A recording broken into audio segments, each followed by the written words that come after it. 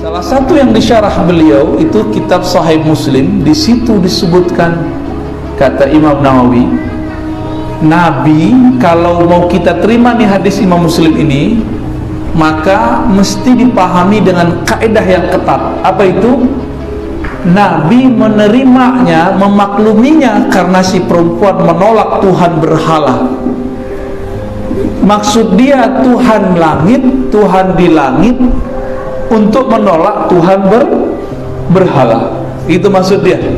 Maksud si perempuan, karena dia kurang ibarat, kurang cerdas mengibaratkan, maka Nabi memaklumi, Nabi mengerti isi hatinya. Itu pertama. Yang kedua, kalaupun diterima, maka harus dipahami bahwa di situ bukan arti sama di atas arah, tapi itu artinya Allah Maha Tinggi. Nah, macam-macam penjelasan Imam Nawawi.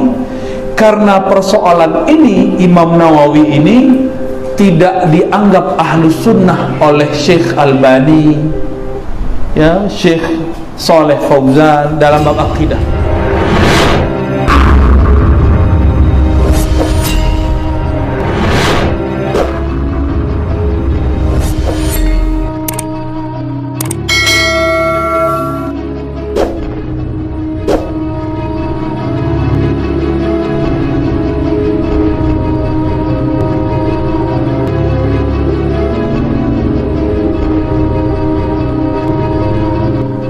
Oke, oleh sebab itu seorang syekh di Libanon, itu banyak pengikut juga di Indonesia, namanya Syekh Abdullah Al-Harari. Dia ahlus sunnah tapi agak ketat, agak keras sedikit, karena beliau korban kezaliman Wahabi di zamannya. Syekh Abdullah Al-Harari ini kemudian mengatakan dia ahli hadis. Hadis Imam Muslim ini walaupun sahih secara zahir, tapi dia punya illat. Illatnya bukan pada rawinya, tapi pada marwinya. Marwi itu teks yang diriwayatkan bertentangan dengan ilmu akidah. Maka hadis ini bermasalah secara konten. Dan beliau juga mengatakan hadis ini bahkan bisa masuk kepada yang disebut muttorik. Muttorik itu kontradiksi dengan hadis kedua dan ketiga. Jadi boleh nggak kita mengatakan Allah di langit? Nah, terlepas dari itu, kita punya imam namanya Imam Nawawi. Imam Nawawi ini tugasnya menjelaskan, mensyarah kitab-kitab hadis. Salah satu yang disyarah, wah ini lebih cakep ini, barakallahu fiik. Salah satu yang disyarah beliau itu kitab Sahih Muslim. Di situ disebutkan, kata Imam Nawawi, Nabi kalau mau kita terima nih hadis Imam Muslim ini, maka mesti dipahami dengan kaidah yang ketat. Apa itu? Nabi menerimanya, memakluminya karena si perempuan menolak Tuhan berhala. Maksud dia Tuhan langit, Tuhan di langit, untuk menolak Tuhan berhala. Itu maksud dia. Maksud si perempuan, karena dia kurang ibarat, kurang cerdas mengibaratkan, maka Nabi memaklumi, Nabi mengerti isi hatinya. Itu pertama. Yang kedua, kalaupun diterima, maka harus dipahami bahwa di situ bukan arti sama di atas arah, tapi itu artinya Allah Maha Tinggi. Nah, macam-macam penjelasan Imam Nawawi. Karena persoalan ini, Imam Nawawi ini tidak dianggap ahlus sunnah oleh Syekh Albani, ya, Syekh Saleh Fauzan dalam bab akidah. Jadi imam-imam aja mereka keluar dari sunnah, apalagi cuma ketua komisi fatwa, apalagi mursyid tarekat Naqsyabandiyah. Mereka benci sekali sama tarekat, ya, sangat-sangat benci. Karena tidak faham beda Syiah dengan tasawuf, mereka menyamakan Sufi dengan Syiah. Tahu Syiah nggak Bapak Ibu? Syiah, Sibeh gitu ya. Apa itu Syiah? Syiah ini kelompok yang cinta kepada Sayyidina Ali, Fatimah Zahra, tapi kemudian cintanya membuat mereka menghujat selain Ali dan Fatimah.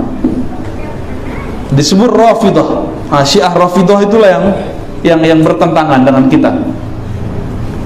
Ada Syiah yang tidak bertentangan dengan kita, disebut Syiah Zaidiyah. Dan sebagian kecil dari Syiah Imamiyah. Sebagian kecil. Ada kelompok mereka, saya udah kumpulkan sekitar 5 tokoh Syiah Imamiyah, itu menolak menghujat sahabat Nabi. Kata mereka, agama kami bukan nama menghujat. Kalau itu menghujat, maka itu bukanlah Syiah. Jadi ada yang ngomong begitu. Oh, berarti mereka juga macam-macam ya. Seperti Ahlus Sunnah juga macam-macam. Ada Ahlus Sunnah Asy'ariyah yang mayoritas, ada yang minoritas ini Wahabi ini. Biasanya kalau orang minoritas berisik nggak? Memang berisik ya. Punya TV, punya radio. Ahlus Sunnah baru belakangan Pak punya TV radio. Itu pun agak seret, agak susah. Kenapa? Dananya qalil, fulusuhu qalil. Jadi gak jalan.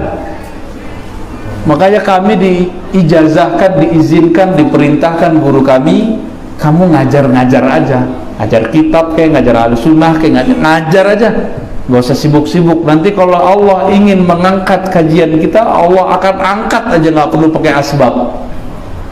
Jadi gak usah cari-cari popularitas, gak usah juga kita gak menghindar dari popularitas, jalan aja. Qul siru fil ard, berjalan aja di muka bumi, memenuhi panggilan Allah Subhanahu wa ta'ala. Nah, itu baru pembuka kaji. Sebab ketua MUI kita udah jadi korban, dibully oleh anak tamat SMP. Anak SMP bully doktor. Kira-kira gimana tuh? Mau meruntuhkan gunung. Ada gunung sini Bu ya, Gunung Pasaman bukan? Gunung Pasaman mau diruntuhkan tapi pakai palu kecil, plok kayak kapan selesainya ya, dibiarin aja nggak hancur. Nah, itulah yang terjadi ya. Ada yang ngajak saya berantem, ada ngajak berantem anak SMA juga. Kamu ini hujat-hujat loh, kapan kita mau hujat? Yang menghujat siapa? Yang selama ini menyesat-nyesatkan kita siapa? Kita kan selama ini diem, bener nggak? Antum nih selawatan, nggak pernah kan ngantem mereka, nggak pernah kan caci maki salafi, nggak pernah kan? Tapi mereka bilang apa? Antum ini apa? Ahli bid'ah. Antum ini dianggap musyrik oleh mereka karena muji-muji Sayyidah Fatimah, muji Sayyidina Ali, muji Sayyidina Nabi Sallallahu Alaihi Wasallam. Mau diem? Ini bukan provokasi loh ya, ini membangkitkan orang yang sedang tidur. Jangan diem. Orang diam-diam udah kita dikatakan sesat, antum diam-diam terus. Para ustadz takut ditinggal di jamaahnya. Dia tidak takut ditinggalkan Allah, tapi takut ditinggalkan jamaahnya. Kok pakai Allah Akbar? Kita bukan mau kampanye Pak Ketua. Kampanye Ahlus Sunnah ya. Baik.